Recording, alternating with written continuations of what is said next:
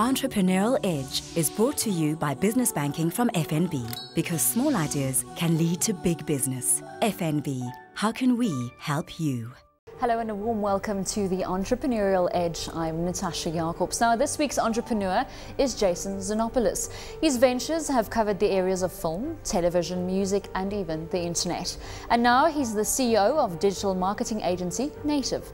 Before we speak to Jason about his entrepreneurial journey, though, let's find out more about his company. Native is a merger of three pre-existing digital agencies, Cambrian, Brandish and Stonewall. We merged all three businesses into one during the course of last year, and we launched just over a year ago, in October last year. And the intention was to create a true full-service digital agency. So not just with tick boxes of all the different kinds of areas of digital, but actually a deep resource and knowledge of all the parts of digital, which is a very complicated kind of business. Perhaps the simplest way to think about us is as a digital advertising agency. So we handle digital marketing for large South African clients. But what is quite unique about us, because of the fact that we've come out of a merger of three quite different specialist companies, is that we have a bunch of very specialist production capabilities, particularly social media, mobile, the back-end development side of things, as well as the stuff you'd expect, which is creative, design, strategy, all of those more front-end marketing skills. So we think of ourselves as being able to take on the digital marketing for South Africa's biggest kinds of organizations. It's our first year of operation, so we're kind of a strange combination of businesses that have been around for 10 or 13 years and also a startup. So the last year we've spent really bedding down the merger. For most of us who were primarily based in Joburg, we now have a Cape Town operation, so we have a national footprint, and we have in the region of 150 people in the organization, and we're expanding quickly. I mean, it's kind of it takes most of the first day of every month just to get to know the new people that have walked in the door.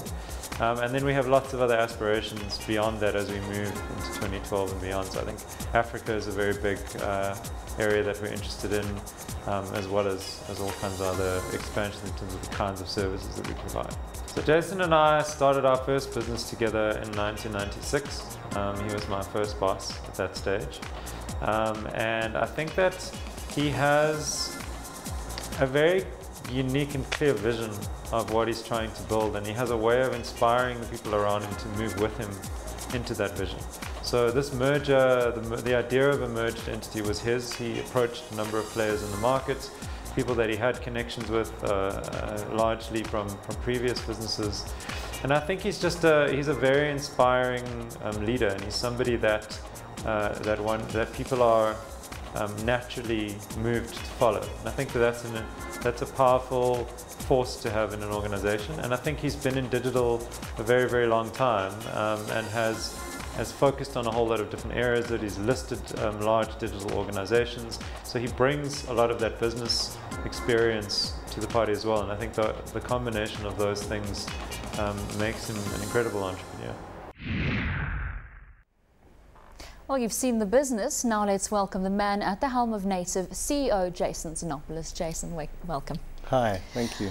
Now, we're currently sitting in a post-recessionary environment, and we've seen that when budgets are tight, companies tend to cut back or even cut out advertising and marketing spend. That said, as a company, what do you do to convince your client that it's still worth it to advertise and use marketing as a tool?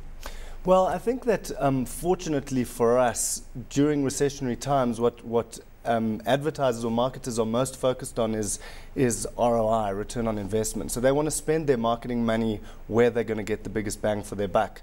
And fortunately, digital, with its measurability and its relative cost effectiveness compared to a lot of above-the-line media opportunities, is a better bet. So what we saw worldwide during the recession, internationally and locally, were traditional media types taking a hammering while digital continued to grow.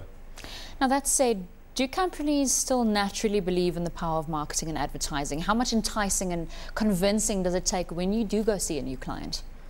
Well, I think that companies do inherently still believe in marketing and advertising. I think that people are starting to understand that advertising is no longer simply about telling and selling.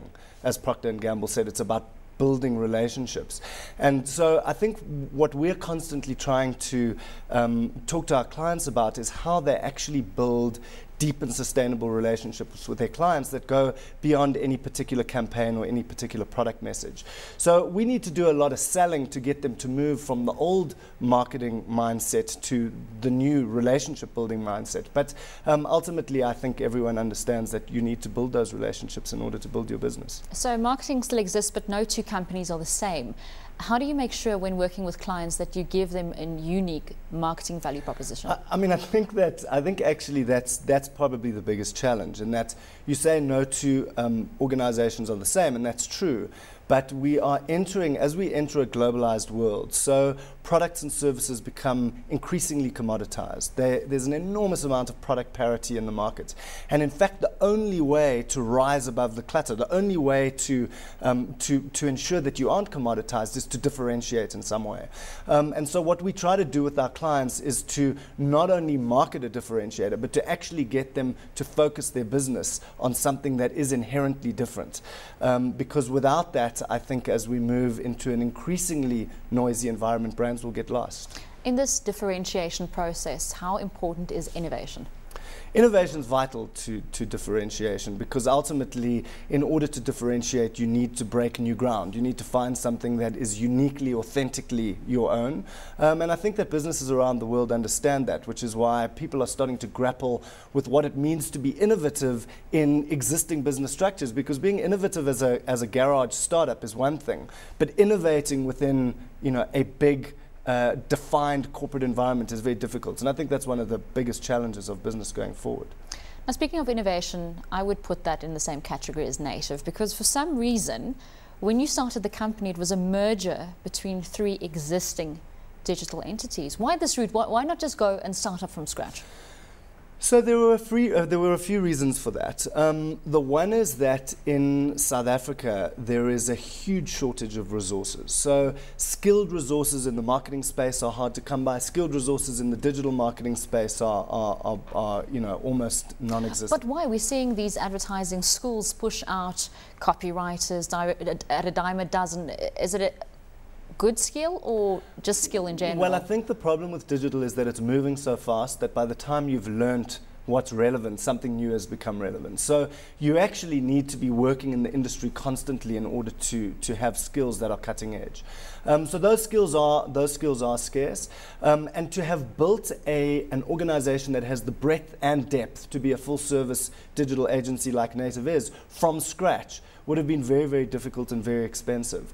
So this was a way to actually take a number of companies that already had both depth and, by putting them together, breadth across the full digital marketing spectrum, and to do it literally overnight. So you could have tried to do it organically, but I think it would have been very difficult. You obviously saved costs by merging, but there are still costs involved. Where did you get the startup finance or capital to create an established Native? So interestingly, when I first started working on the idea of an integrated digital agency group, I thought that what I'd need to do is go out and raise a fair amount of capital, acquire a stake in a few businesses and sort of roll them up into a group structure and then fund the merger. Once I found the right partners and we sat around a table and decided how we were going to do it, everyone believed so strongly in the vision of what we were doing that they said two things. One, we don't want to do this piecemeal. If we're in, we want to be all in, which was great because it meant we could integrate operationally. And the second thing they said is we don't want to give away any equity. So all the financiers I had lined up, and I had a number of financiers lined up who were keen to put money into the venture, were all turned away because we said, listen, we're going to do this out of the existing cash flow of the three businesses because we don't want to give away any equity. So we funded the merger entirely through working capital, existing working capital. Some would say you're very lucky because a lot of stories are literally your rags to riches. So finance wasn't the Achilles heel. What did you though struggle with at the beginning? So the biggest difficulty for us, and I think for any merger, is it's actually not about strategy and structure or even about finance. It's about culture and chemistry. It's about understanding that businesses are made up of people and the relationships between people, and understanding that the different entities you bring together are going to have intrinsic cultural differences. So for us, it was first about choosing 3 companies that I think were as aligned as possible in that regard, where the chemistry between the people was as positive as possible. But the challenge after that was, was to create integration in a way that that allowed us to retain the best of the 3 existing companies while creating something new. So operational integration is hugely challenging. Now the company's only just over a year old. Have you set that corporate culture yet?